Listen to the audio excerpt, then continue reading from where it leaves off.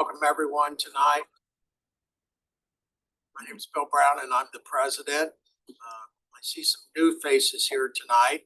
If you'd raise your hand if this is your first meeting, please introduce yourself. I guess it's just me. Hi there, I'm Jeffrey Guzman. I live in Sailboat Bend and just looking to get more involved in the community. Back to you. At this time, would everyone please stand and lead us, and I'll lead you in the Pledge of Allegiance. Pledge allegiance to the flag of the United States of the Republic for which it stands, one nation, under God, indivisible, with liberty and justice for all. Thank you. Yes, I'll see you tonight. We have tonight the about 60% of the city manager and half of the assistant city manager staff. Would you like to say a few words, anything, City Manager Williams? Thank you, Bill. Good afternoon, everyone. It's a pleasure to be here. It's an honor to serve as your city manager tonight. I am listening in. I know we have a few presentations that my office will be delivering, and as always, I want you to know that I'm here for you, and it's been a pleasure serving in this capacity. And if I haven't been to one of your meetings yet, please make sure that I'm on the list, Jordan. Okay? Thank you. Thank you. Thank you.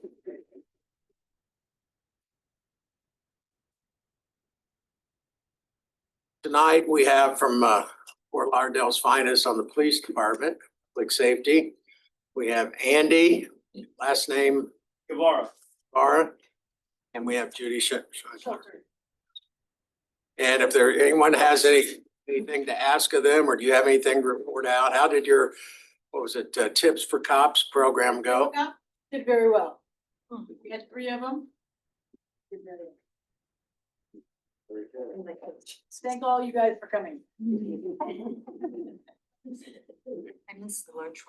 So before we get into the presentations, because some people end up leaving for the other program, I want Michael to talk about something that on July 18th that the Council of Civic Association is going to be heavily involved with. Sure. So please talk about Hey it. folks, the person that is very well known in all of Fort Lauderdale is, and all of them very dear heart and to my heart, is George Harushka. It's going to be George Harushka Day on July the 18th. You're all invited, and it's going to be at Art Serve. It's from 6 to 8 is the reception, and it's going to be fun. So all community leaders coming out and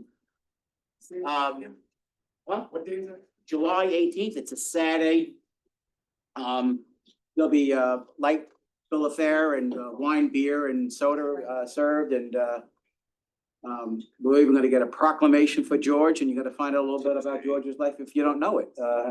So I think George has been in the business with the city of Fort Lauderdale for close to over 30 years. So that's a life. This is the 18th The 18th of July. of July.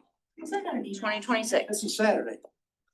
That's correct. It's Saturday, July 18th. And who's gonna help me out? I know that, and she's sitting looking at me right now, is Chantel. Would you like to? Would you like to work with Daddy? I can do it. Okay, good. I will volunteer with you. Thank you. If anyone would like to volunteer, because it's all for one and one for all, it's all about us. Because everyone who knows, who said they don't know George? It's all about. Don't be afraid. Well, George is with the neighborhood support, and when you hear about neighborhood support, he's the guy that comes and brings you everything from beach sweep to mini libraries to We Care Day to, and it goes on. The list goes on and on and on and on and on. And I can't tell you anymore. And George never says no. No to me. I never had him say no. I thought his name was Jorge.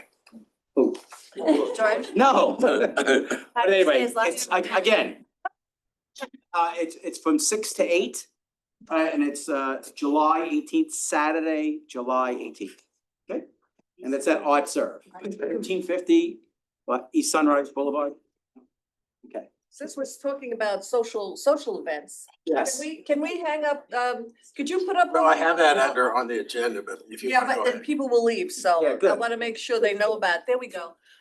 Thank you, Chantel, for making the great flyer for the council's spring social afternoon at the museum. Again, we sent out a save the date, and we're gonna be sending out more flyers to make people aware of it. It's gonna be a great event. It's our social, it's our spring social. And it's in the breezeway of the museum, so we're weatherproof. Even if it rains, we're fine. And even if it's hot, there's a beautiful breeze in there. We're gonna have food and we're gonna have wine. And we're going to be able to have a private tour of the museum for those people who want to spend some time going around the museum. If you don't want to, if you just wanna sit in the breezeway and continue to eat and drink, that's perfectly okay. And Michael has arranged for some very important people to be there to answer questions. The supervisor of elections, the tax assessor, no, not the tax assessor, The tax collector, and the property appraiser. right, It's very important that if you have questions about the upcoming elections, these are the people who can help you about, you know, are you registered? How do you get your mail-in ballot, et cetera? So please put that on your calendars. And if you can't come, pass it on to your favorite board members. They're all welcome as well. Thank you. Thank you, Bill. thank you. And then also on Thursday, May 21st, if you're up at 7:30 in the morning, I'd like to invite you to the forum. It's at the Broward College on Las Olas, and we can send that out in a notice.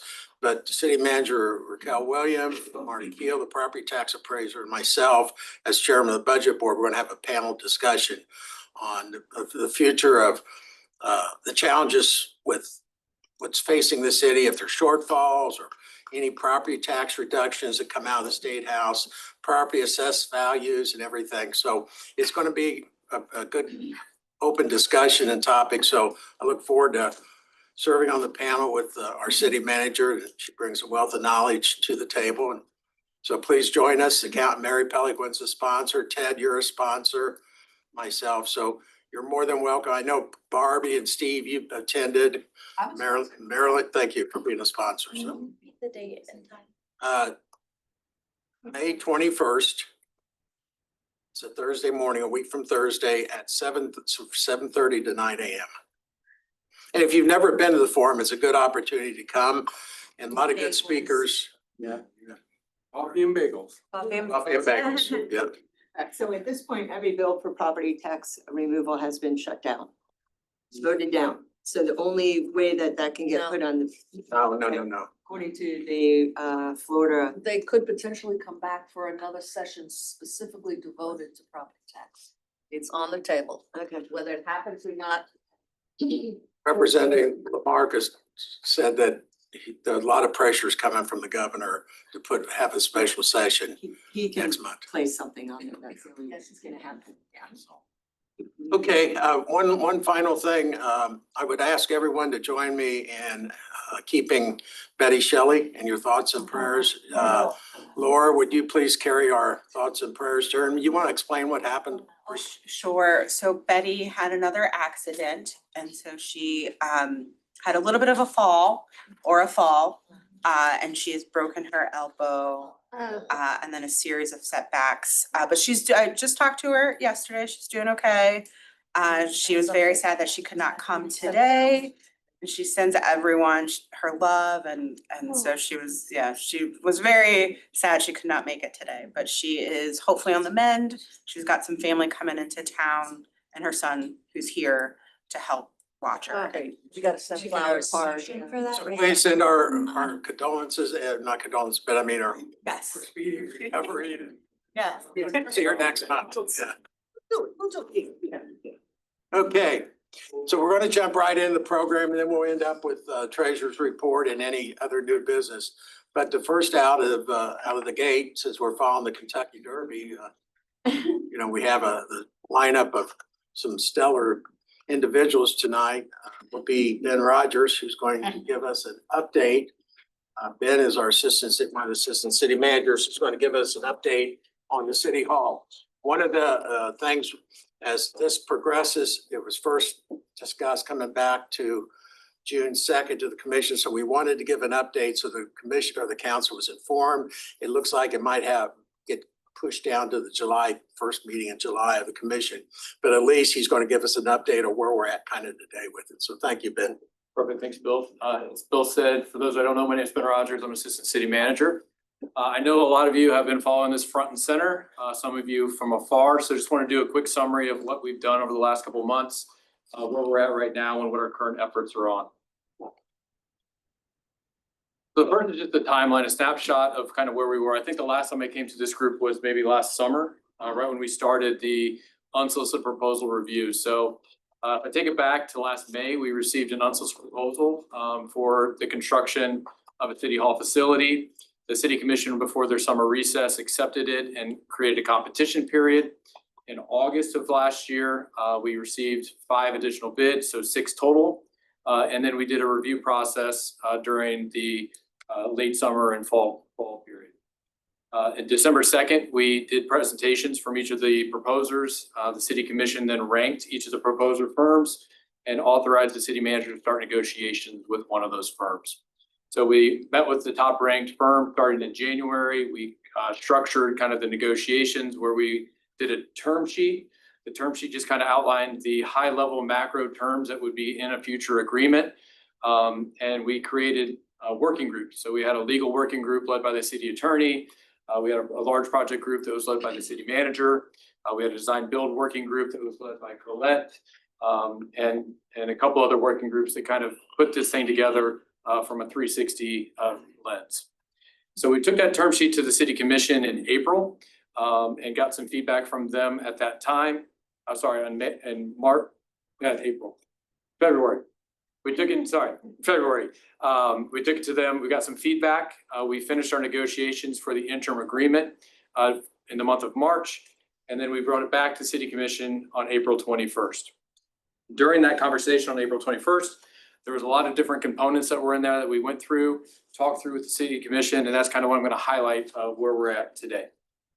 So on that space program for April 21st, it had about 215,000 square feet included in it.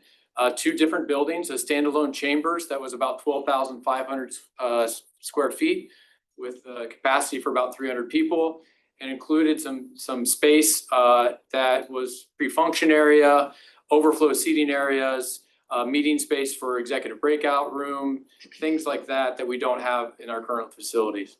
As for the tower, it was 14 stories tall.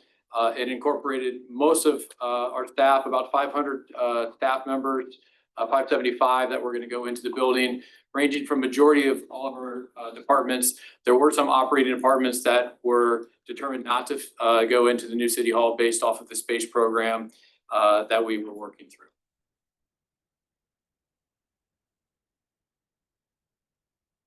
Thanks, Jordan.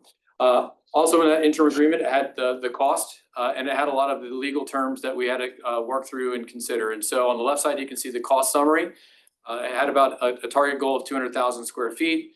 At that time, we just had a cost per square foot of around $1,200 for a design and construction cost of $240 million. There was a developer fee that was incorporated in the interim agreement terms and conditions. And then we knew that we would have project administration. We'd also outfit the building with the fixtures, the equipment, and the furnishing. So it came up with a total project cost of somewhere around $270 million. So that was a sticker shock for some. We had that conversation at the commission, and a lot of people were concerned about the price of the proposed city hall. On the term side, I'm not going to go through each one of these, but we did have a relationship with the developer who was going to be part of the project for 30 years. They were going to be controlling the operation and maintenance of the building, kind of be the property manager. And part of that included the replacement of all the major assets. So changing the elevators, replacing the elevators, doing all of the life cycle costs during that 30-year period. And with that, they wanted to bring some equity components to it, which had a higher cost of borrowing capital than what we could do if we directly sourced it. And so again, that was some concern with the interim agreement. After a long conversation and discussion, the city commission gave us some feedback to stop the interim agreement negotiations or this process, and to look at 3 alternative sites of existing buildings so we can understand what the market includes right now. So we're looking at 3 existing buildings per the city commission's direction. They were looking at parcels or properties that were adjacent to the city hall parking garage, so that way we would have to build a new parking structure as part of the project. The 101 Tower is the building that we're in currently.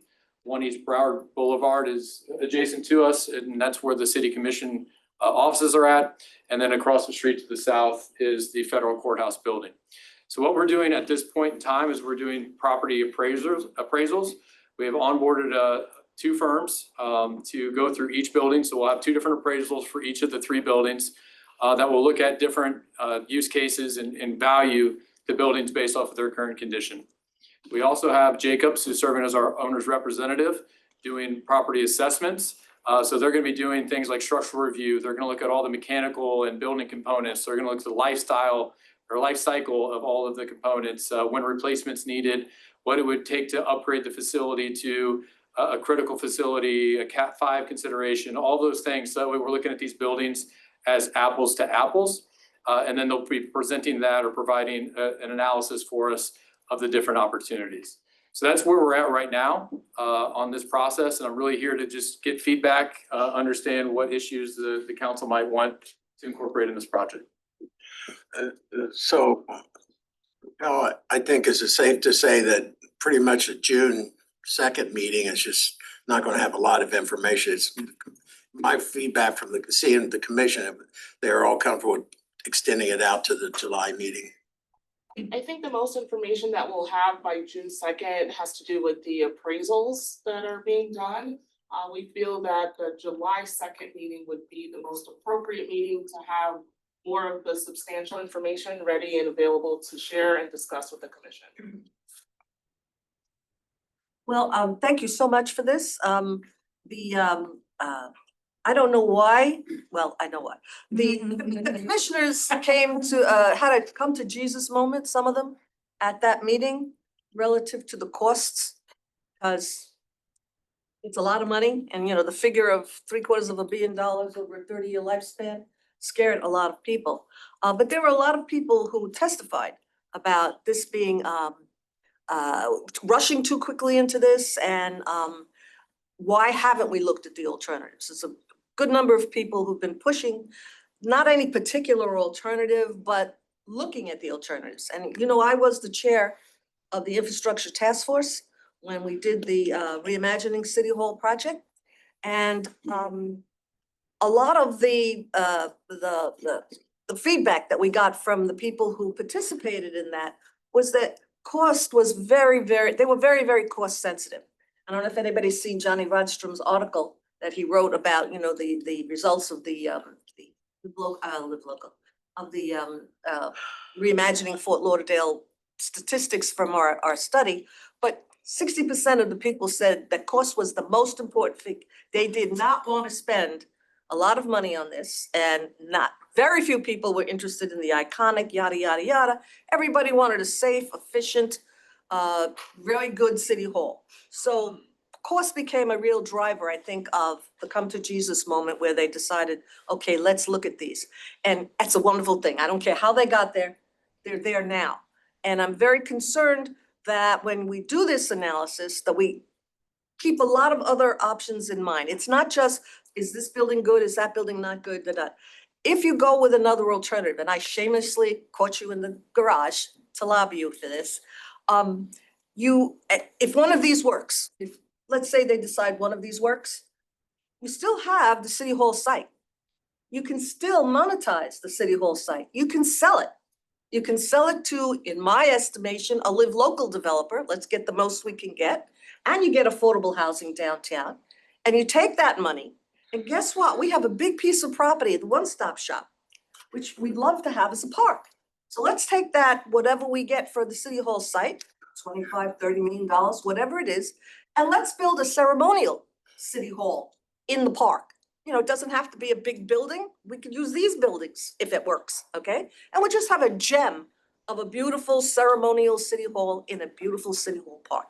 So I'm hoping that the commissioners and that you will be able to convey this information to them. It's not just, does Tower 101 have X square feet and hurricane windows and yada, but if you open your mind up and you look at the bigger picture, there are so many other things that we can accomplish with this City Hall park. So I'm very happy that you're doing this work. I don't envy you. This is a lot of work in a very short period of time. But, you know, thank you for doing it. Thank you, Raquel, for So- spearheading this. So I don't think, you know, that we're not gonna have all the answers come July 2nd. But if you have a question for Ben, I don't want to get into your positions or what you think. I would ask you though to keep in mind whatever option they go with, if it's a $250 million new city hall or we're at 200 million, you're still gonna have a 30-year revenue bond, more than likely. And it's just like a home mortgage. Now granted, it'll be I think they said 4.5%.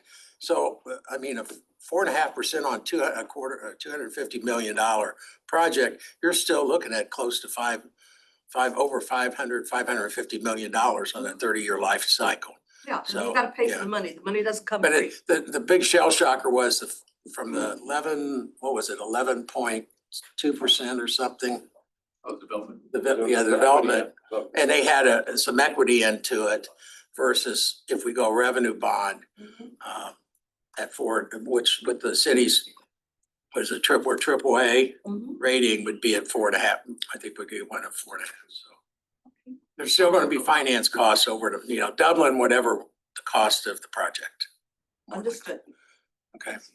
Before I ask my question, I just want to say the city staff are doing an amazing job navigating all of this and the drama surrounding it. I'm very glad that you all are looking at one on one tower and one East Broward. The federal courthouse, I'm a little worried about that one. I think that's a disgusting building. So is there a way to just kind of strike that one out? Maybe housing can go there. I know there was talk about some school or something, but maybe housing can go there. Yeah, so we're gonna do our due diligence on that just because the city commission requested it, but also if we do pursue it for another use as part of the disposal process, that we'll have kind of a preliminary document that we can use to help guide those conversations. Okay. If you do go the route of a new building, is that 10% equity and finance line negotiable, or is that still set in stone? Cause I do think that was one of the most like contentious kind of, you know, items in the package. Yeah, so what we're doing aside from this evaluation is we're also still meeting with the development team that we were negotiating with to talk through the concerns that we've heard. And so we're trying to repackage all of those things right now. So I don't believe that the current interim agreement that we saw on April 21st would be the one that would move forward should the city commission direct us to go with a new build. Okay, All right. Michael, go ahead. A couple questions. So since 4/21, that was the commission meeting when this was all presented. So there's not really any updates since the information that was presented at that meeting.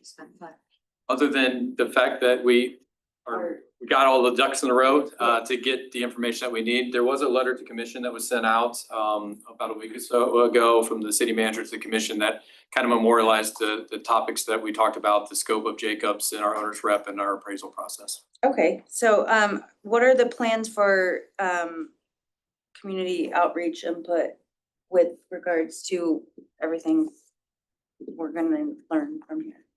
So that was one of the things that the city commission has focused on, is making sure that we get different feedback from the community. So I think a lot of it depends on when we get all of our final reports and what the information says, to be able to integrate that into the process. So I can't answer right now, Vanessa, if it's gonna be mid-July or if it'll be afterwards, but I do think that the city commission would want to get information from staff first and then have the community input. I think my concern is if we go to the July meeting and then it's like, oh, here it is and we're voting and now, you know, we're kind of right where we were last month or in April. And a concern. Okay. Hold on. And Michael? in my neighborhood, it's the money, especially when every other commission meeting, they're talking about the budget shortfalls we're gonna have in the next few fiscal years. So that's the concern we have is the amount of money. And question about the new build, it was initially 344 million, now it's down to 267. How did we go from this number to that number? What was cut down? And are these things that are gonna be added back later? Like, for example, the police station, where we keep having these change orders and the amounts keep going up. Yeah, so a lot of our exercise at this point was to look at the space programming. So the developer made their architect team, their design team available. And I don't know if Colette wants to speak to it or not, but there was a series of reviews that they did, best practices in industry, the appropriate sizing of office spaces, number of conference rooms, public spaces.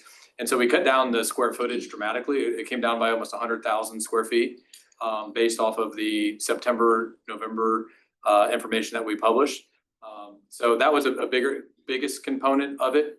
The development team was looking at different finishes of the building, ways that they could, I don't want to say value engineer at this point, but different facades that might lower the cost per square foot. But that's where we were at that point in time. Okay. So in terms of the finances for the project, the commission did also ask us to come up with some scenarios for how we could budget for the project over that 30-year period. So that's also something that we're working on. And I think the Budget Advisory Board is going to be taking a look at that as well. Thank you. I mean, how do we get the commission to actually listen to this community input instead of it just being a box that they check off that they did? Just like what Marilyn said and what John Rostrom pointed out, to where, you know, yeah, oh yeah, we had community input, but then, you know, and then just went ahead and did whatever they wanted to anyway, because there's not only this project, but other projects in the past, I can name that they just did it as a scene just to make sure that they can check that box. Ted, in fairness to Ben, who is city staff, I think that question would be better directed to the commission. Yeah, I mean, to put him on the spot to try to answer, that's unfair, you know. Smart guy. Harvey, and then Michael. I know this is probably off the table completely, but I'm just bringing it up anyway. We had the top four, and the top one, we're not thrilled with the price. What about the second top one? Are Is they there still in the any run? way of going back to build a new building with the second, the one that was the second? So so to the, speak? Whatever. so the way that the action was done in December, it authorizes the manager to start with the top ranked firm, which is what we've done. And at some point in time, if we determined that there was impasse, then we could go to the next highest rank and start negotiations. I think at this point, we've all heard the feedback that the commission provided on April 21st. And so we're working on this evaluation process. We're also giving the developer an opportunity to hear that feedback and provide maybe a different path forward. Hold on, Marilyn, we're to keep things moving. Yeah. Michael. No, I'd just like to say this, is that we, the civic leaders and the influences of Fort Lauderdale are sitting here, and we understand, Ben, and thank you very much for your great input. But the fact is that, I'm gonna underscore what Ted just said. We, the civic leaders and voters of these elected officials that sit on the dais, that they heed and listen to you well of what you've heard from us tonight. Thank you. Can I piggyback on what she said? Just real quick. Real quick, point well taken down there, okay? Okay. The second the second choice was gonna do the bigger building, the 300,000 square foot building, for something like 216,000 versus 344,000. You've now cut a third of that building off. I really think that we should put some pressure on the commission to go back to the second choice, because you knock 100,000 square feet out of that building, you're down to $150 million. So we should, again, keep our broader options open. That's all I can say. Yeah, and that's a fair point. I just want to respond and say that right now, the developer that we were working with was based off of the proposal and the design features that they put forth. Right. And so right now, like I said, they're looking at their cost per square foot. They understand the cost is a major factor. And I do think that they're going to be coming up with some alternative. That's what competition does for you. Carlos, last question. And this is more just a comment to piggy up of Ted and Almeida. I think it's time that this board and this council starts to speak up a little more. We need to come together. We have to put in a position, and we need to put pressure on the commission to tell them what we want. The mayor said something that kind of pissed me off the other day. He said, "This is my city. It's not his city. It's our city." So we need to come together as a collective, decide what we want, and set forward. Stop building people. Well, if we take voice in a resolution. I need all you, the presidents of all the neighborhoods that are here. If you're not voting, you're voting for your neighborhood, and it needs to be properly documented that that is the support of your neighborhood instead of your personal opinion. I agree. Otherwise, we'll get shot out of the driver's seat with the commission. Okay, yes, very good. No, thank you, Ben. Thank you, Ben. Thank you, Ben. Next up, since you, Jonathan, you've rearranged the schedule, Chris goes last, so I think we have Colette, who is the Director of Capital Projects, who's going to give us an update on the Parks Bond prioritization plan. She's not going to talk about the North Beach plan at all.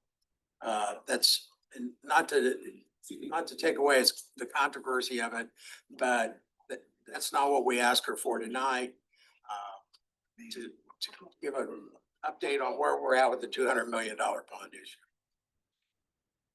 Good evening, everyone. Colette Satchel, Director of Capital Projects. With me is Mark Isaac, Senior Project Manager, who has been shepherding the Parks Bond project over the last few years. All right, so for those of you who are not aware of what capital projects are, we have been assigned most of the vertical infrastructure projects within the city. What you're seeing here is just a few of them, everything from public safety, fire stations, parking garages, and of course the Parks Bond. Brief history of the Parks Bond. 2016, there was a master plan that kind of talked about the improvements that were required. In 2019, the bond was approved.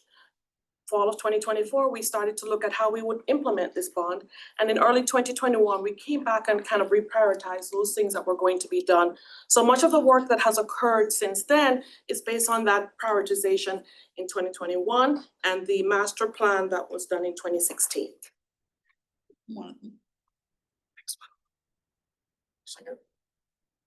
Thank you. One back. We go back?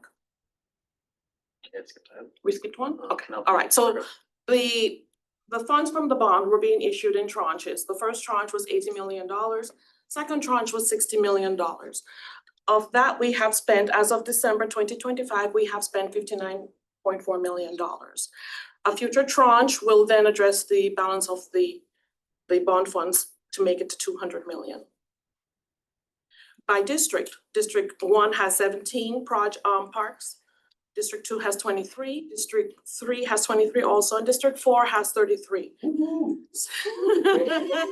So there's a total of 96 projects that are parks that are being featured within the bond. This is the name of the project. I'm not gonna go through all of them, but these are the different by district so that you can see the most. In District 1, for example, we have George English Park, we have Lockhart Community Park, Palm Air Village, Sunrise Middle School. District 2, we have Peter Feldman Park. Just to mention a few, District 3, Bass Park, which is under construction, Joseph Carter Park, and then of this District 4 has Crossane Park, Florence Hardy, Floyd Hall, to name a few. But this is a comprehensive list of all of the parks that are being featured within the bond. The bond also funded a portion of the Lauder Trail project. It allocated $5 million. That $5 million included the number of segments that you're seeing here. Segments 1A, 1B, 1C, 1D, 2D, 2E, and 2F. These one series are focused around Holiday Park. So that we can look at how we can get connectivity between Holiday Park, for example, and George English Park, and then connection back to Federal.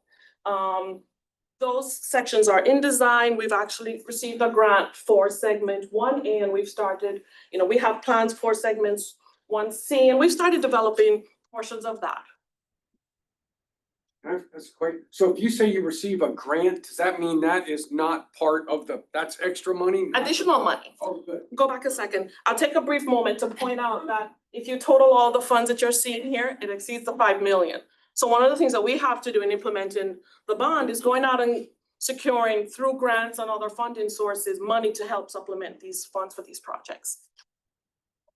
All right, so the bond also included land acquisitions, so a total of 30 million was allocated, 7.5 million for each district. 22.4 has been spent so far, there is 7.6 million remaining, and this is how it's broken down based on expenditures by district. District 4 has spent all of their land acquisition money, District 3 has spent 99%.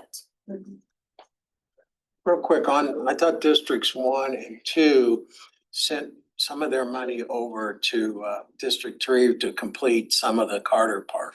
Yes, and that would be included in the breakdown. That's already in the. Correct, so some of the. So they still have that money. Yes. District, you said District 1? Which one did you ask me about? District 1 and 2 are the ones that have money. Yes, they still have money. And District 1 is 18 million? District, no, Oh, 3.6. 3 point, yeah, they have 3.6 available, and District 2 has, 3.93. okay. So if you have projects, That's in districts 1 or 2, I would get with your commissioners before they start horse trading the money. All right, so another source that we look at to supplement the park bond projects is the park impact fees. These are fees that are collected from developers while they're, permitting their projects. And each year, so as of October 1st of 2022, this is the amount of money that had been collected. If you listen to the May 5th commission meeting, you'll hear that some of the money from District 2 was actually District 3 was actually allocated to another project. So these numbers have changed since this week actually. Go ahead. All right, and so these are some of the projects that we've gone ahead and gotten grants for in order to supplement the funding.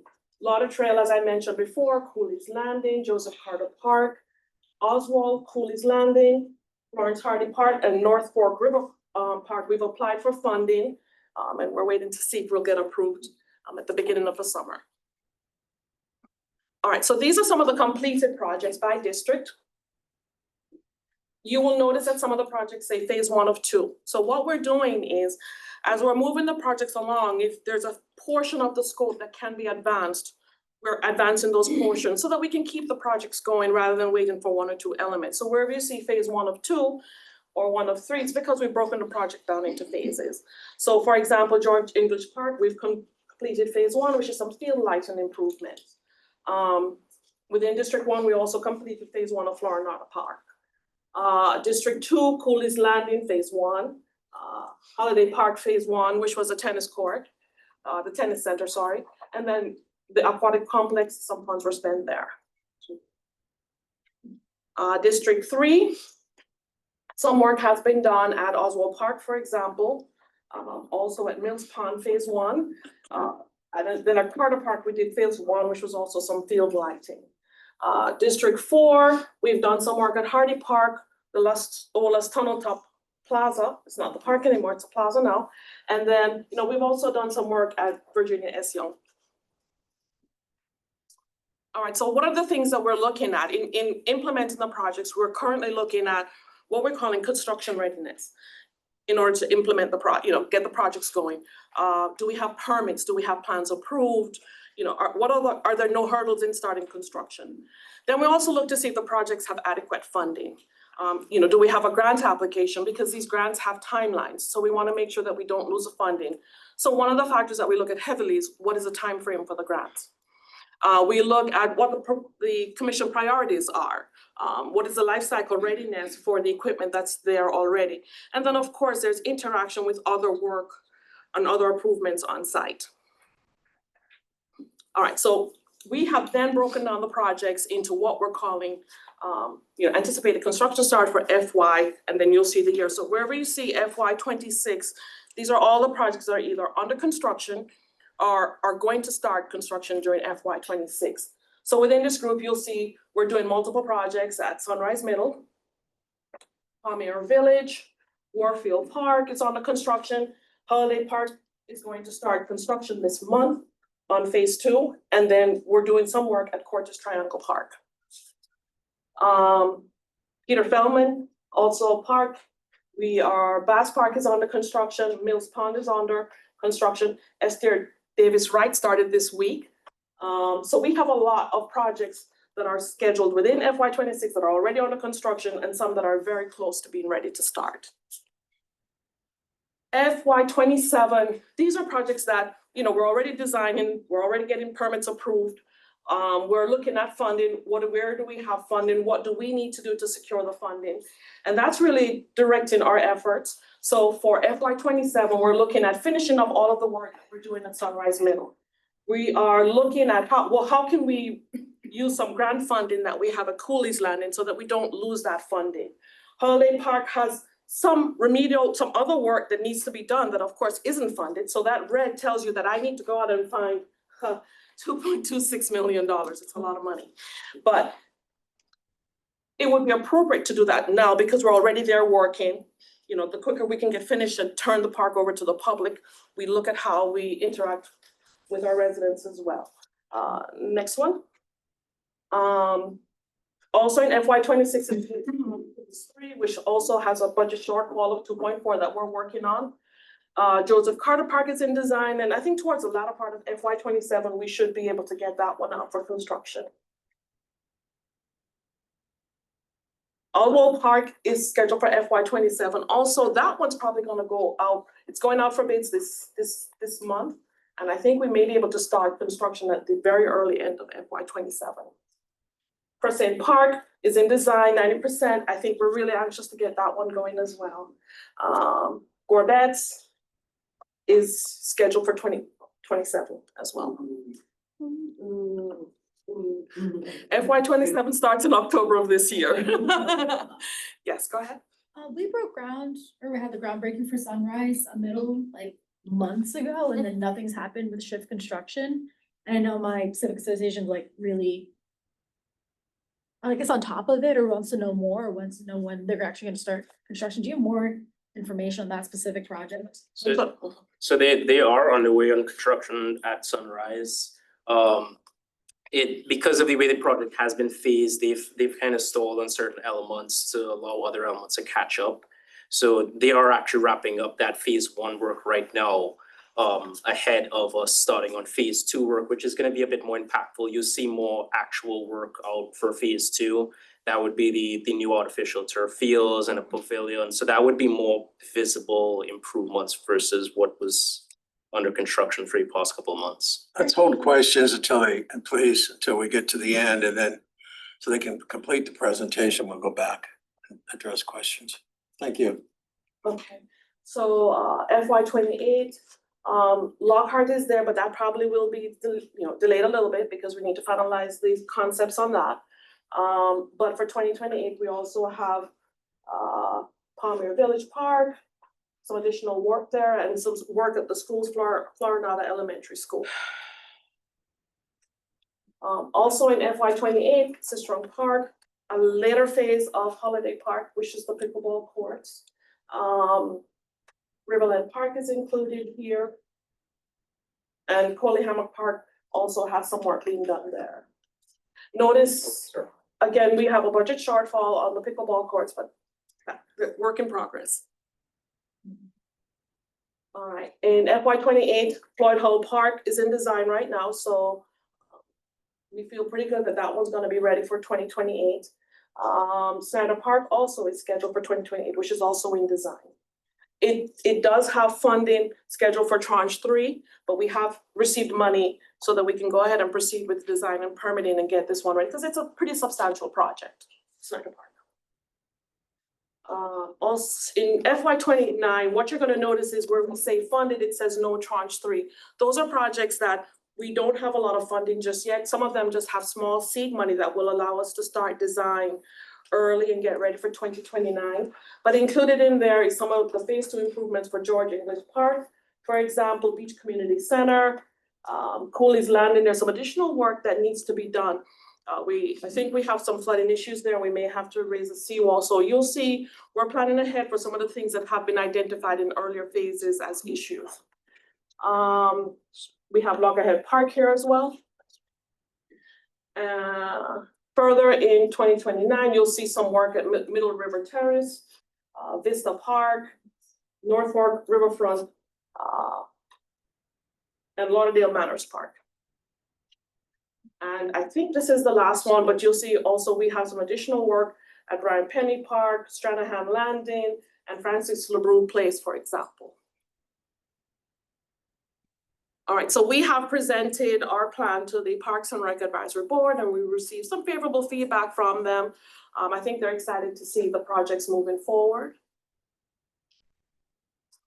And then, our next steps is to continue to prioritize the projects. Our goal is to continuously analyze the projects, where they are, what we can move forward, where do we need money to make sure that we're implementing the project, the parks bond in the most efficient way.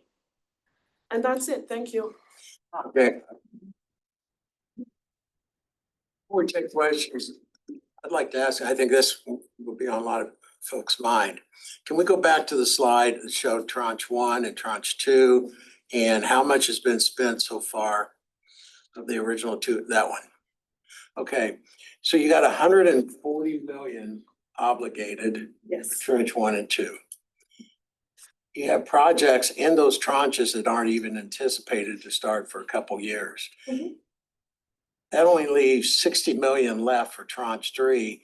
And you're gonna have cost overruns, you're gonna have inflation.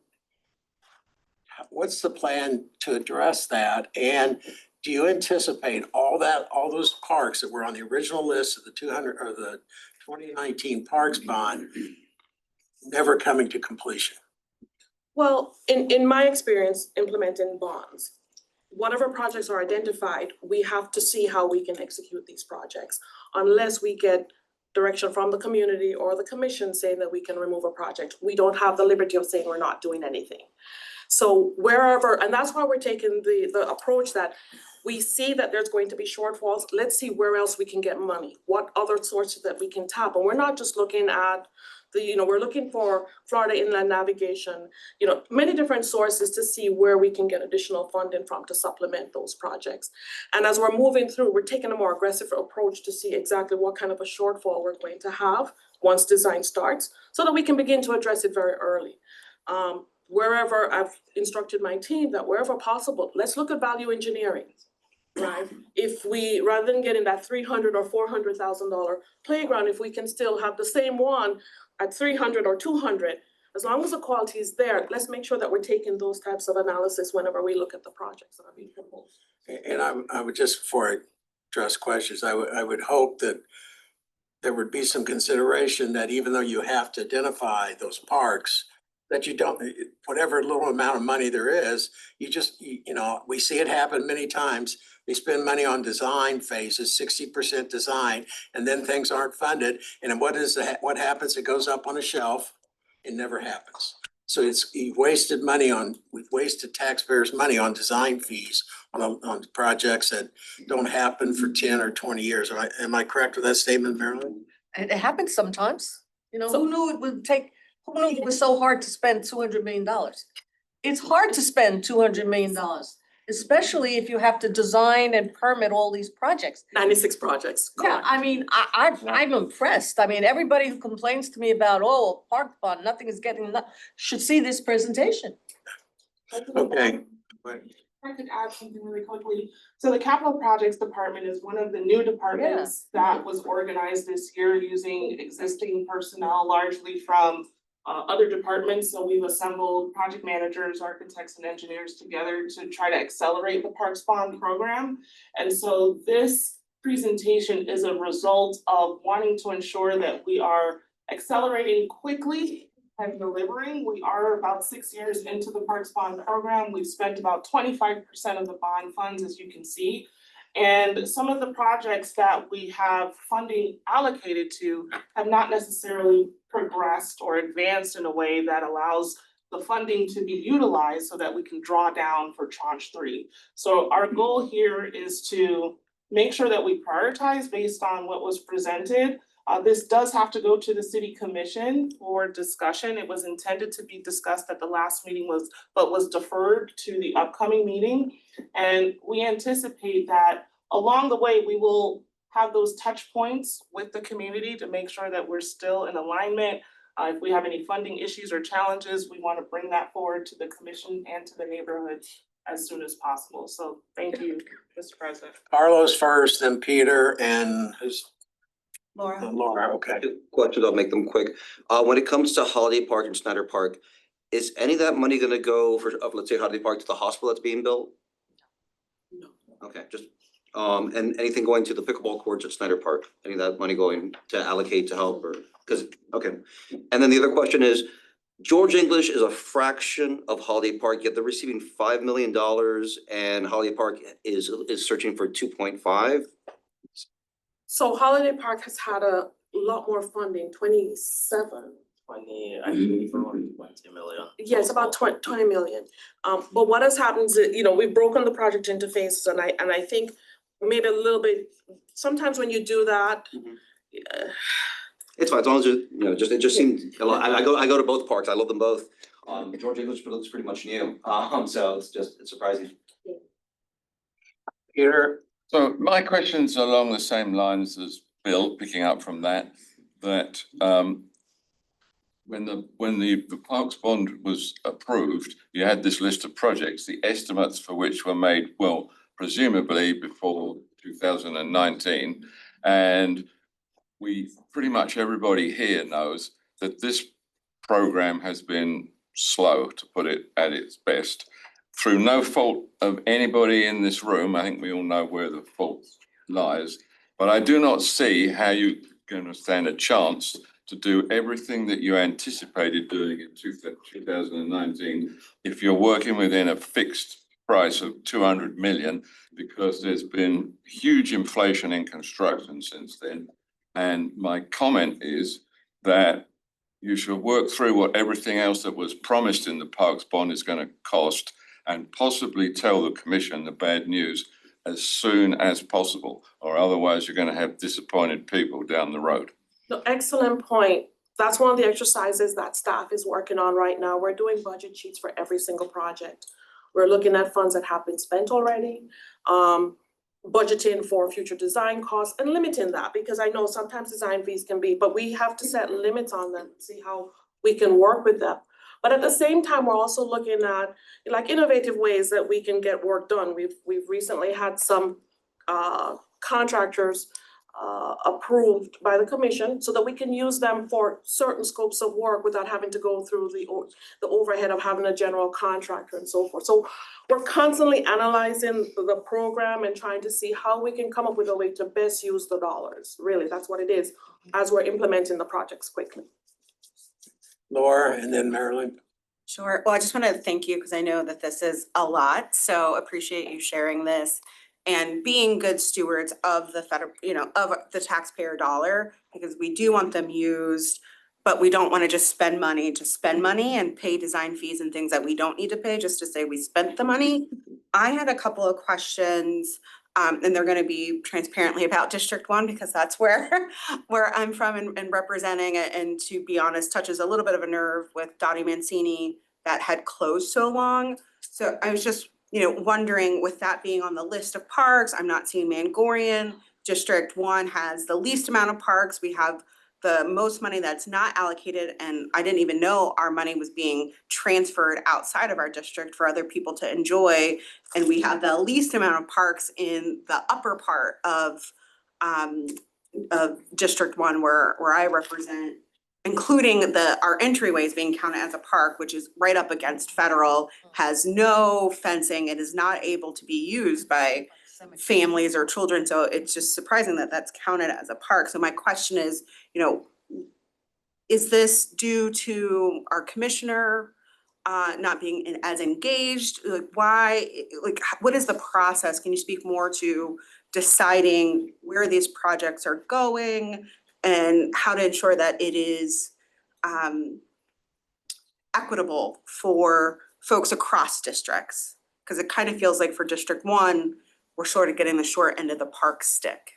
Okay, so I think you're asking, A lot of questions in there. Yeah, so that's why I want to make sure I got your question right. So you're asking how were the projects assigned within the district? Sure, we could start there, but maybe even a step back to say, maybe it's not the assigning of the projects, but how are the projects determined across districts, right? Okay, so part of what you're experiencing, I think, really is that District 1 only has 17 projects, 17 parks total. Correct. So within the bond. So you will notice a discrepancy between 17, of course, and District 4 that has 33. It's twice almost.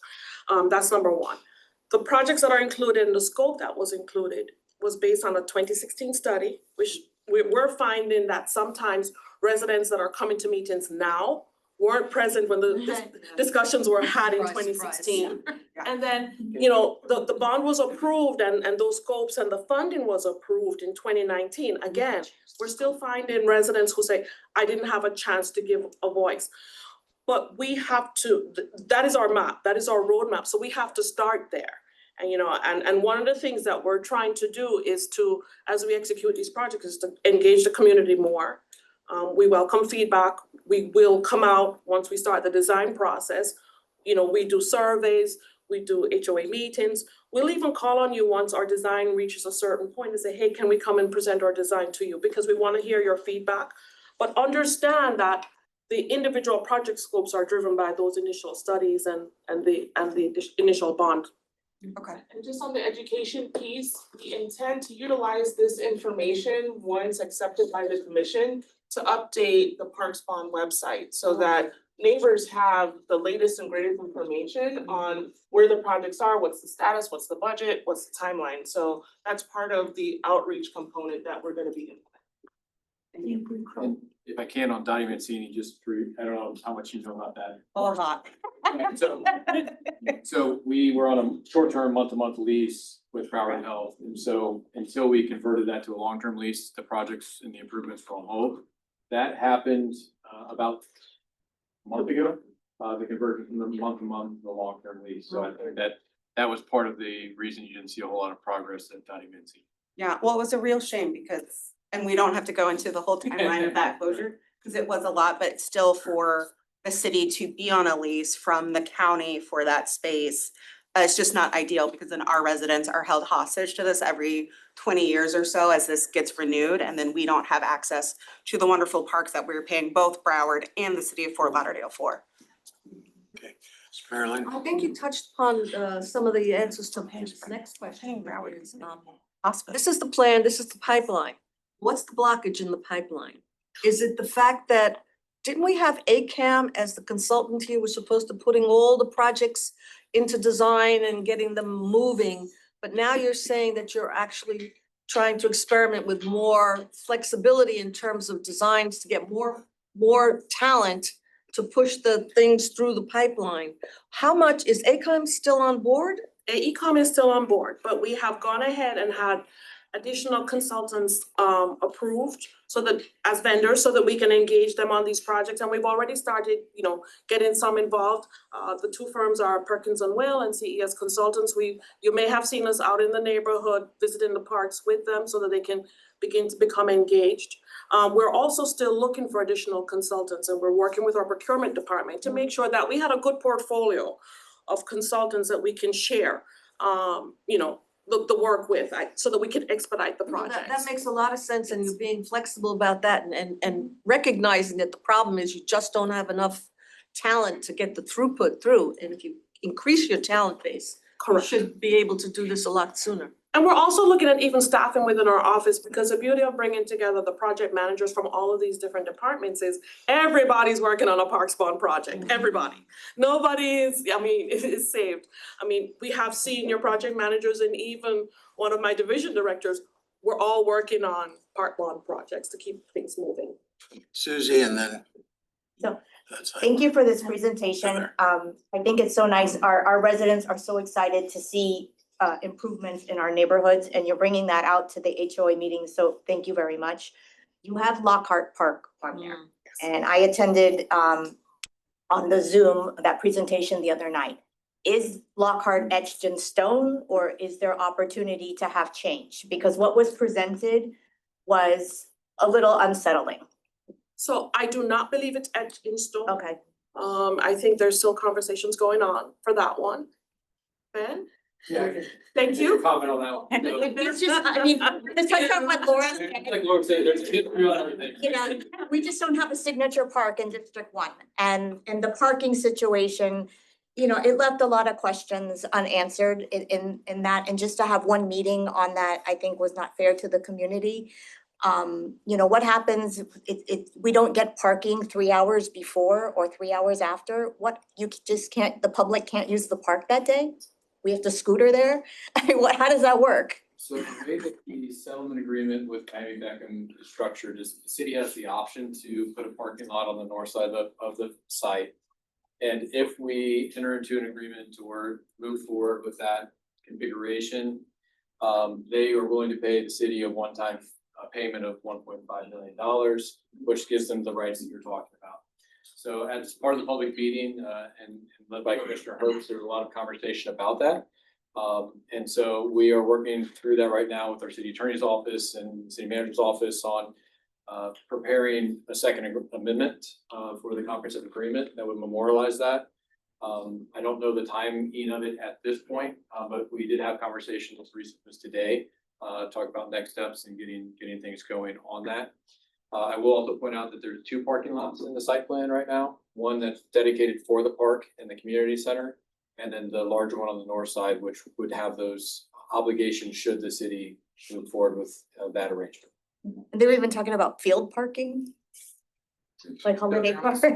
There was, I wouldn't call it field parking, but there was a green space that they identified in one of the site plans as overflow parking, so that way, if there was an event at the park or something, that there would be there. There was feedback at the public meeting that was not what the community would want, and that they would want it to be dedicated green space. So it's the feedback like that at the public meetings that we're taking back, and we're trying to make sure that the final site plan aligns with what the settlement agreement kind of indicated, but also has the community feedback. I think putting pickleball back in would be a nice feature for the park.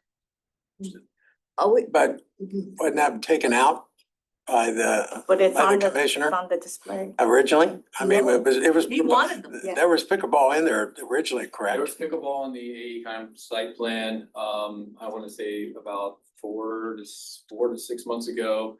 The district one commissioner made a comment to have them removed from the site plan, and the current site plan does not include pickleball.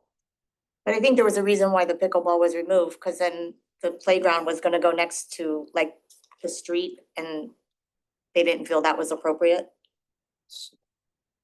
I don't remember that. I was at that You guys meeting. remember that there was a request from the district one. Okay, Heather, It's all about the settlement. It's all about the settlement. Heather, Yes, thank you. So I just have some questions about what's driving the funding shortages for the other phases of Holiday Park.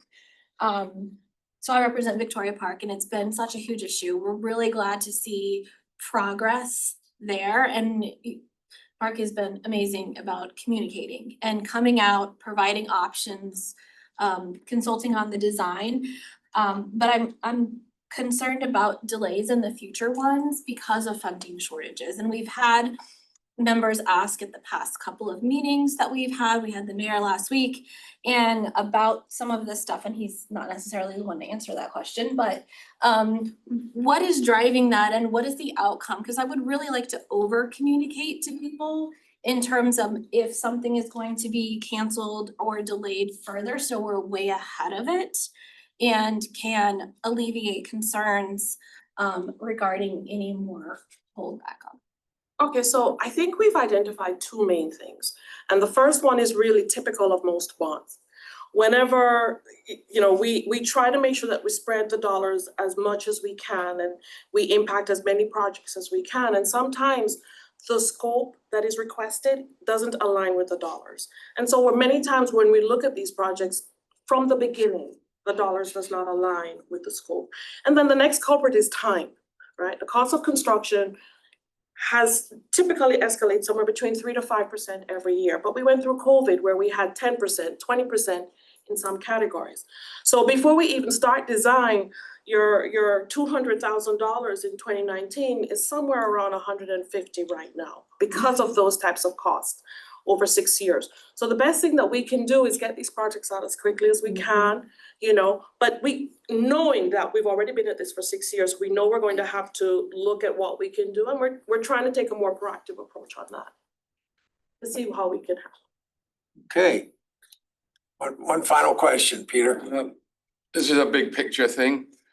I believe many years ago, I was told there is a standard for parks per population, but I was told that the cities on the beach have a lesser standard.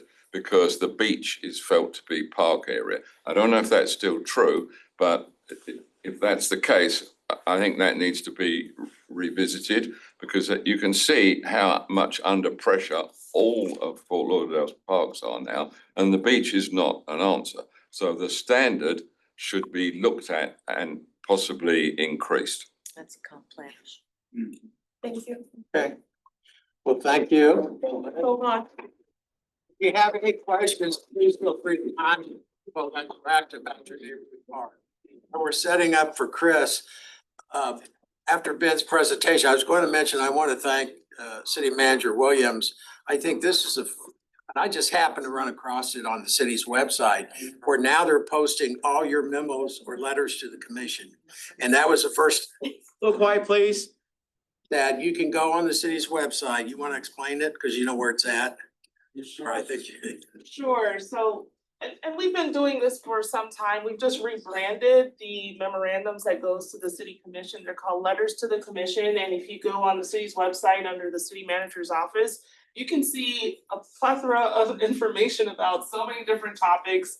It really is an encyclopedia of what's going on in the city, very detailed information.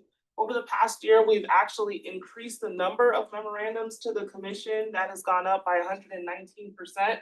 So we're communicating even more than ever before so that everyone has all the details and that's available to you and anyone in the public. So, and I bring that up because I think the last one that was posted was the letter to the commission about City Hall update. So if you want more detail, it's, what is it, 4 or 5?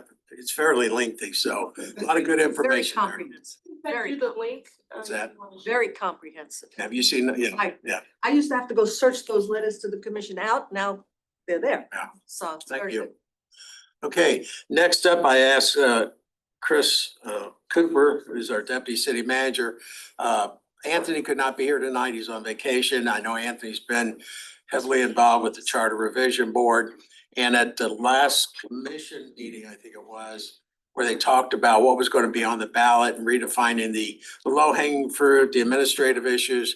The mayor moved to put public lands to craft some language, develop some questions. So we had a presentation on all the administrative low-hanging fruit, you might recall, I think last meeting. This meeting, we're only going to focus on what the latest charter ballot initiative will be and the questions as it pertains to public land. Did I explain that right? You explained it perfectly, so you bought me some time, thanks. So as President Brown said at the last commission meeting, when the conversation about the charter questions came up, there was some, I think, some public comment, and then it led the commission to a conversation of some public comment. Some great public comment that led to the commission directing staff to go back and take some of the items related to public lands that the Charter Revision Board had discussed and come up with some language to amend the charter and bring that back as one of the items that, or a couple of the items that would end up as questions that they would consider placing on the November ballot. So with that work, staff went back, our city attorney's office primarily, and came up with 2 questions to submit to the commission at the next meeting as an ordinance for consideration. That includes several of those provisions related to public lands. So the first question I'll talk about, because it's probably one of the most impactful ones, and also it dovetails really well into Colette's presentation, is a question related to how the city can sell or lease or license park property within the city. So currently in our charter, the commission with unanimous vote of that body can sell or transfer the ownership of any park property in the city. So what the Charter Revision Board is suggesting and what the commission will consider is whether or not to put a question on the ballot that rather than a commission decision for the sale or transfer, it would go for a referendum and a special election. So essentially it gives the people the opportunity to decide whether a park property within our city is sold or that ownership is transferred. It also takes the zoning of these parcels. So I don't know if any of you remember, but over the last several years, the city has made an effort to take any property that's used or could be used as a park or is intended to be used as a park and apply our park zoning, which, really limits the uses there to park-like uses. But it also adds a layer of protection in our charter for the removal of that designation. So this question will also require at least an affirmative vote of at least 4 city commissioners to remove that designation. So it's a higher threshold to take a property zone parks and rezone it to something else. So again, I think when you look at this question, it's one of the more impactful questions I think that the commission will consider, because it really speaks to something we've gotten a lot of feedback from folks like the council, but also folks in our community in terms of how our parks are potentially used in the future going forward. So that will be one question on the ballot if the commission agrees to approve that ordinance and put that question on the November ballot. Do you have slides? Those are not. Let's see. Oops. I think that's the overall slide. Okay. Yeah, so if we go here. So this would be the park property. So again, you can see that the sale or transfer of ownership by referendum. And changing of the park zoning, by unanimous.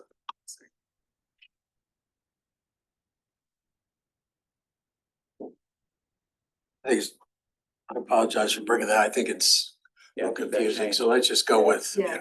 Let me go with my presentation. My slide. No slide. I don't go no slides. You don't need I to think go. Anthony sent the wrong. Yeah.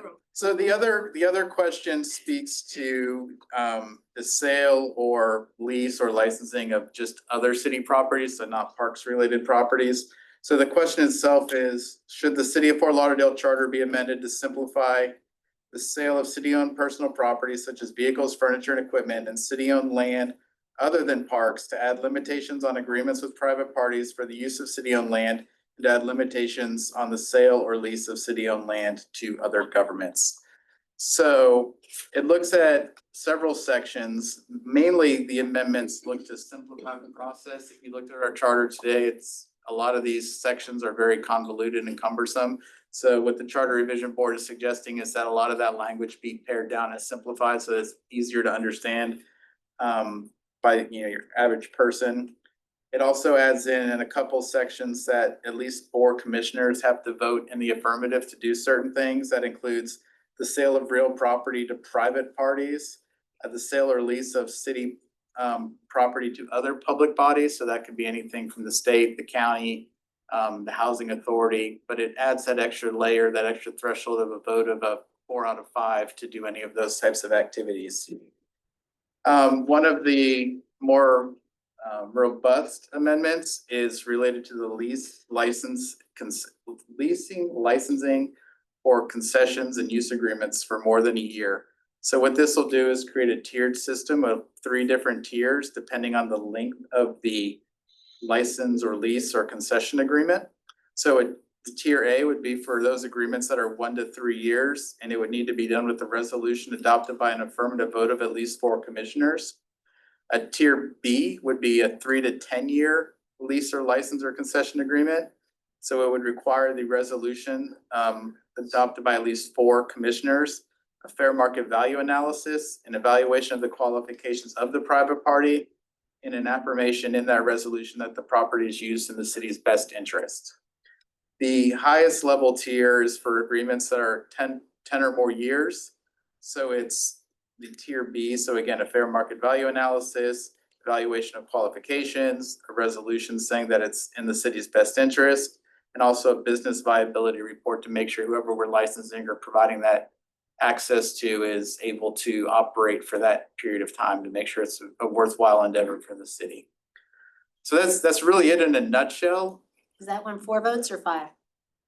So that one, I think it's all 4 votes. It's all 4? Yeah, all 4 votes. Yeah, so again, the Charter Revision Board's overall intent is to, again, simplify the language so everybody can understand what the rules are, but also to increase those thresholds, understanding the value of public land, and that there needs to be a little bit more consideration in terms of how that land is either licensed, leased, sold, or transferred. Cool. Okay.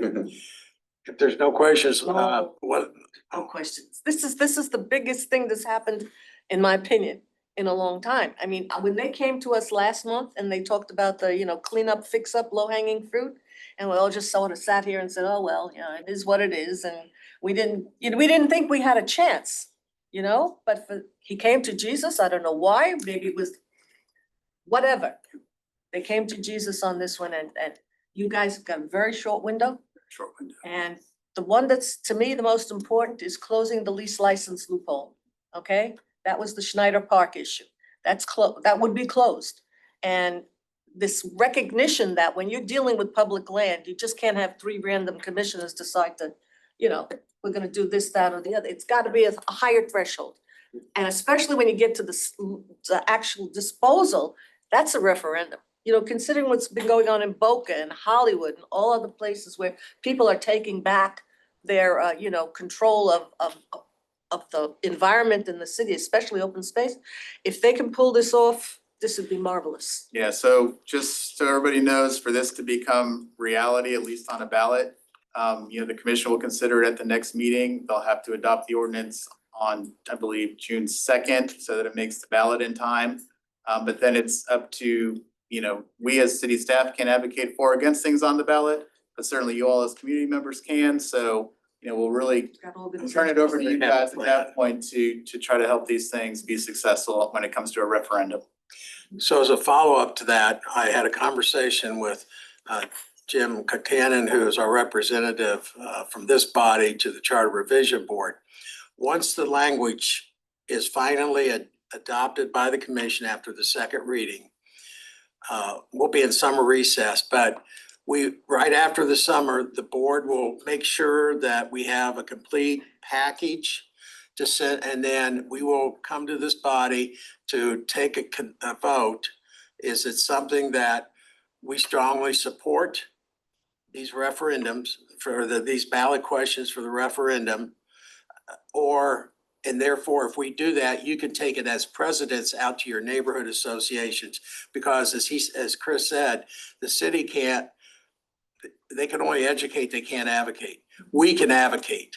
The neighborhood presidents are the ones that have to reach out to the voters, because it takes 60% of yes votes to pass a ballot question.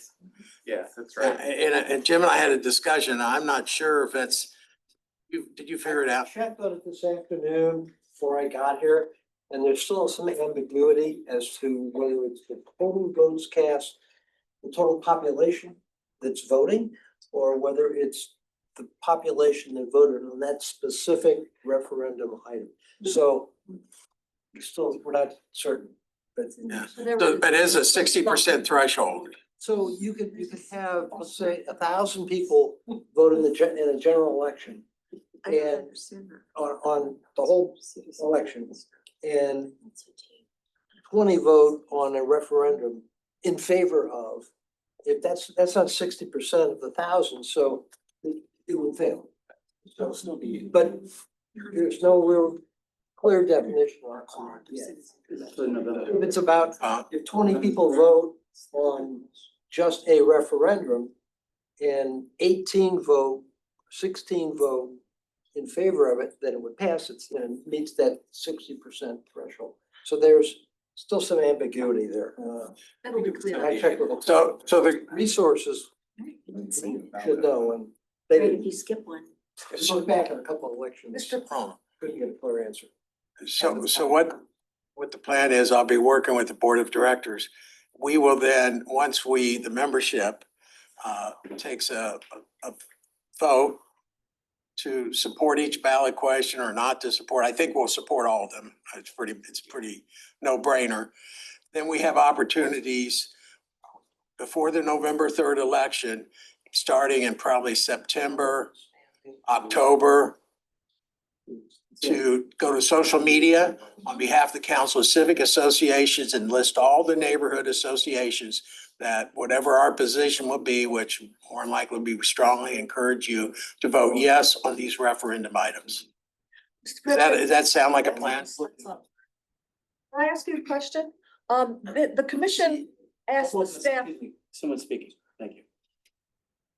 Jim, were you The talking? commission asked you to do this, to put together some language. They haven't still agreed to do it.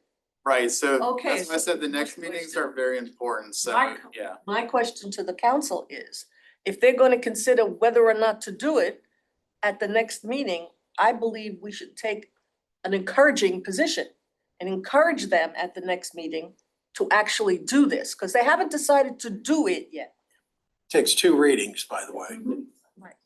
So, ladies and gentlemen, some institutional knowledge. This is the best presentation that was made. I don't know if you folks were here 2 years ago when Harrison came. Oh, that was a. That was a slaughter. It was going to the slaughterhouse. Yeah. We had people, I asked common Dozing sense that, off. yeah. Do you know what's going on? I don't. That's when I asked my commissioner and the mayor, I want to go on that CRB board. And that's when I went to get the communication out. Bravo to you, bravo to you, bravo to you, bravo to the entire city, to your staff. Thank you for getting this word out. I'm very serious. Now it's our responsibility, Mr. President, as here, to get the word out. And I'm very serious about that. I did not sit there for like over a year going through hell.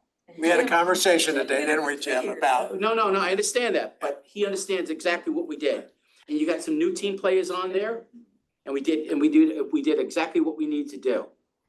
Thank you. That's all I want to say. and to Marilyn's point, yes, we can't start social mediating anything about in support. Yes, until the commission gets the language and we know what language is actually gonna be on the ballot. But we can But encourage them. we can encourage it. I think at this point, I don't see them turning back. I think. You never know.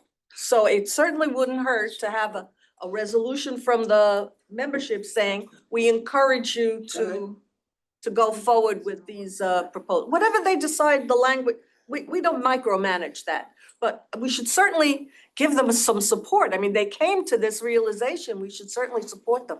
Can we write an And I don't know if that's a resolution, Mr. Parliamentarian, or a motion. Yeah, go ahead. That's what I was saying. Go ahead. Okay, I'd like to make a motion that we convey to the city commission that we are very happy that they're undertaking this effort, and we encourage them to put language up for on the November 3rd ballot regarding the city-owned property. Or if you want to be specific, section 8 of the charter. That's my resolution, my motion, whatever. Motion by unanimous consent. I'll second. That, we're there. Okay, we're there. Good job, Marilyn. Thank you. Thank you, Marilyn. I'll add to, There you go, Jim. as I said, we can educate, so the commission also asked us to work on a campaign, so we'll work with our strategic communications department, but we can also be available to come to meetings and different things, and, it's a short time, but we'll make it work and spread the word. Thank you. Good night. And again, as Michael said, editorial comment, it's up to us to get this passed. If we don't do our legwork and homework on this and get the information out to the voters and to our neighbors, then we don't get 60%, all this effort is for nothing. It's 60%. It's required of Very good. the Thank you. If you want to stick around for the rest of the meeting, it's going to be short. Everyone on the last meeting minutes, meeting minutes are on the website. Hopefully everyone had a chance to review them. Is there a motion or additions or corrections minutes? If not, Chair entertains a motion for approval of the meeting minutes last month. I move to pass the minutes. Carlos, 9 seconds. All in favor, say aye. Aye. Any opposition? Approved. Membership update. Okay, so we are up to 25 paid members as of today. Before you leave, please check the naughty and nice list that I put out there. There will be more emotes going. Also very important, if you go to the website, please update your information. We have a lot of civics that they're out of date. So you haven't done it this year, please take the time, read the information. If you know your neighboring civics, please follow them. I only have one paid member from District 3. and that is Rock Island. So thank you for contributing. But please reach out to the other associations. We want everybody to get involved. My goal is to get 100% membership. That being said, the end of April's treasury report, we have $5,311. 5 new members signed up and a sponsorship. Did you ever follow the FOP, or not the FOP, but firefighters, why they can, No, okay, I'll reach out regardless. Okay, very good. Thank you. There's, turned in, I got an email about a sponsorship. So they put in, but they put either check or something, so no money was, I still have to collect. I haven't collected. Thank you for that report. Is there anything for the good of the welfare, for any of the neighborhoods, anything going on? Yes. If anybody else has something, I'll wait. So. I do, Memorial Day, Gore Betts Park in River Oaks, free hot dogs and snow cones. Great American Beach Party down on the beach draws thousands of people. And that's something? Yes, this has to do with the last commission meeting. I don't know who saw that or who was there, but I was a little disgusted and a little upset the way the mayor treated our city manager. If you saw there was nothing but support from the neighborhoods, from individuals. The amazing job and the obstacles that she has been taking since the year. Has anyone ever gotten a sandbag for the flooding and for hurricanes? Yeah. We used to have to do it ourselves. One of the things that she did was make the city staff do it. So it's the little things that she's picked up and noticed that goes unrecognized. And I think it's very important for us to stand together and unite, if we all are united, and back our city manager and let this commission know that we are in charge of them and we support her and they need to listen to us. It's very, very important because the way they act, even though they don't agree with everything, she's doing what's the best interest for us. And even if it's not what they want, it's what we want. So we need to acknowledge that and we need to step forward and support her. So at some point, I think a statement needs to be said, if we all agree on and come together, and this is something that can unite us and make us stronger and let the commission know how we think and how we feel about it. So that's what I have to say for the good of the order. Make a motion. No, okay, so. Well, first of all, we're gonna vote on something that we have to make sure that only the ones that are voting members of the 25 that are here that pay for that. I paid. Yeah, so. We have to have them.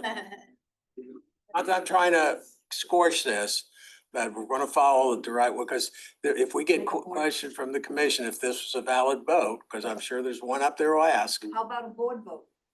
Just the set. No, I paid. Do we have enough people? Tell me. Yeah. Oh, He says yes, you say right? just the board, not everyone. So let me ask this, and this would just be open. Is there anybody here that is against this? Okay, so I'd like to make The fence, as I've seen it from both sides, because I used to be staff many years ago. Okay. But Peter, who are you, what neighborhood are you voting? Or Giles. Except for Coral Ridge House. Okay. But I'm not against this. He abstains? But it's a very, Abstain. it's a very difficult situation. And I agree with the way it was handled, but Are you abstaining, sir? say again. Are you abstaining? I'm not sure I'm paid up. Is it a nay or a yay? Civic Association, I would abstain, yes. Okay, thank you. That's all I need for the record. Okay.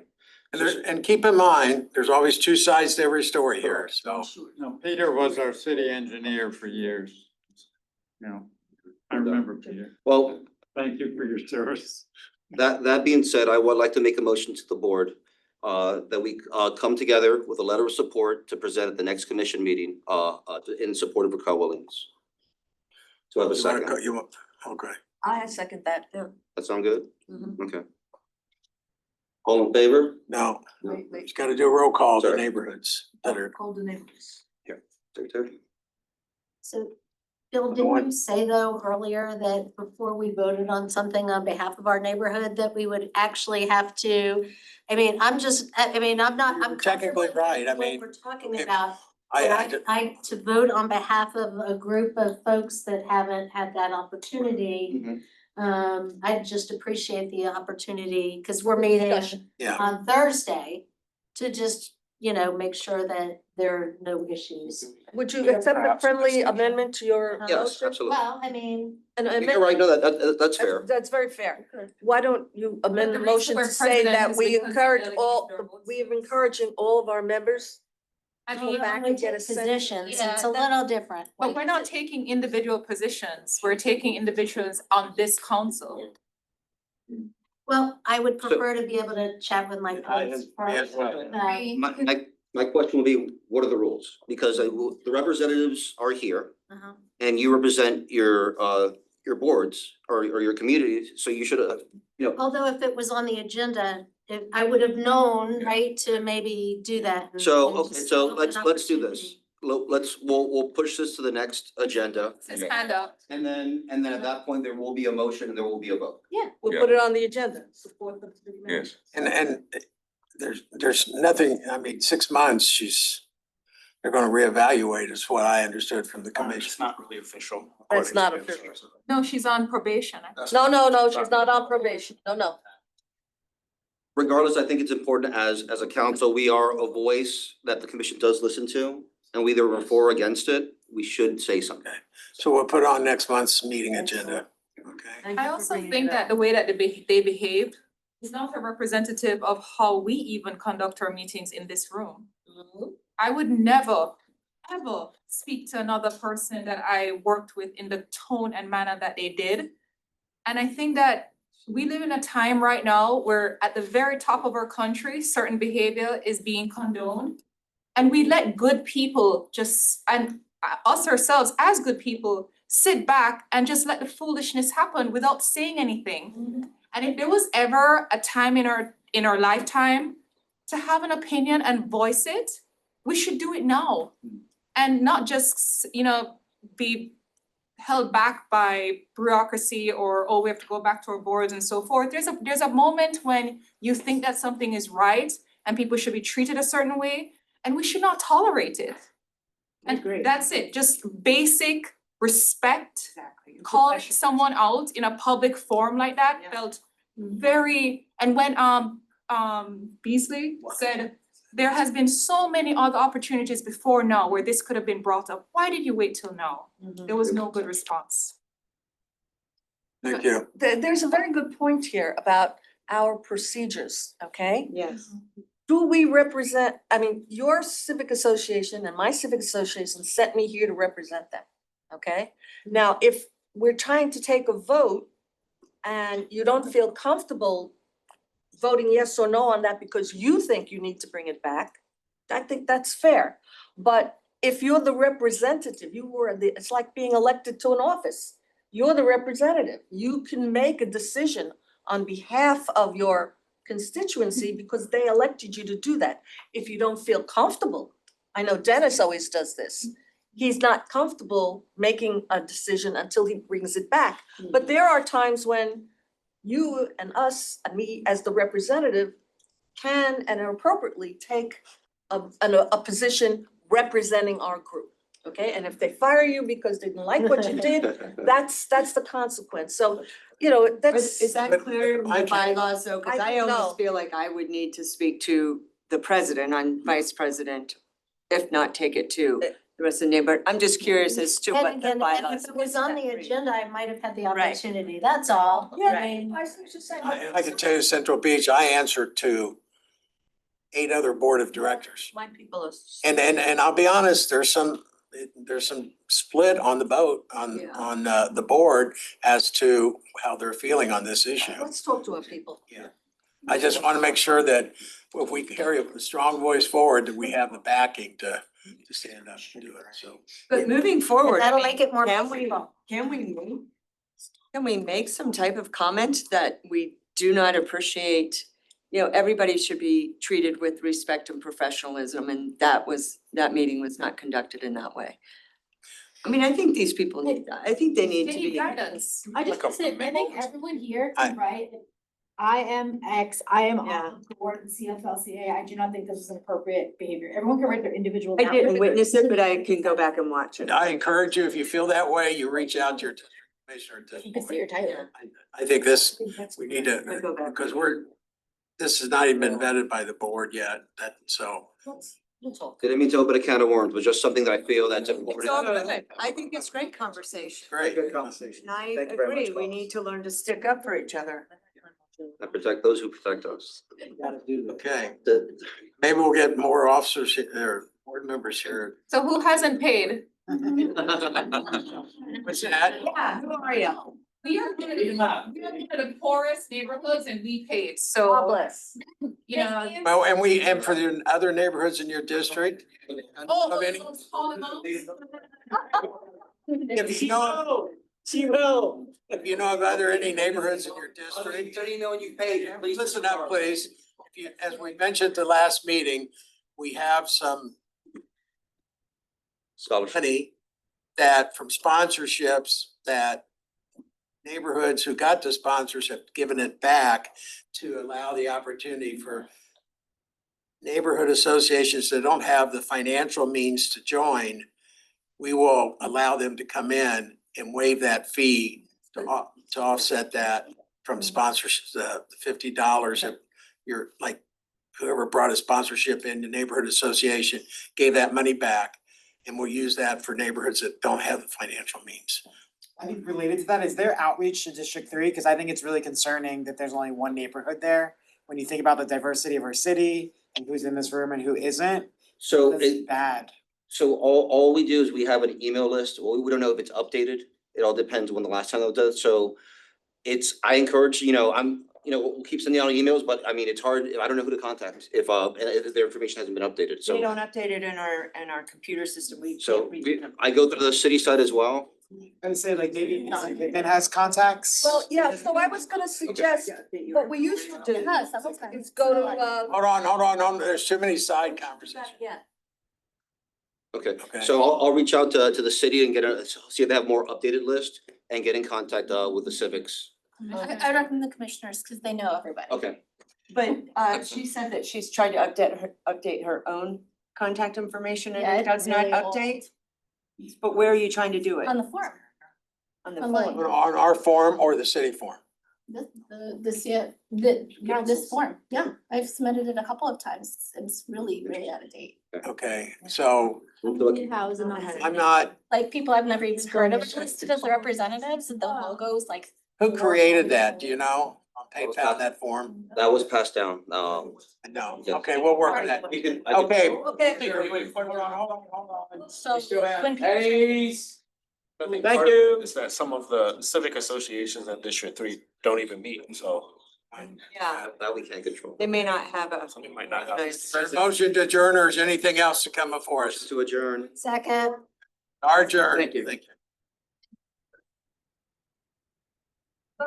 Nice seeing you, I wanna see you all on too. Nice to meet you.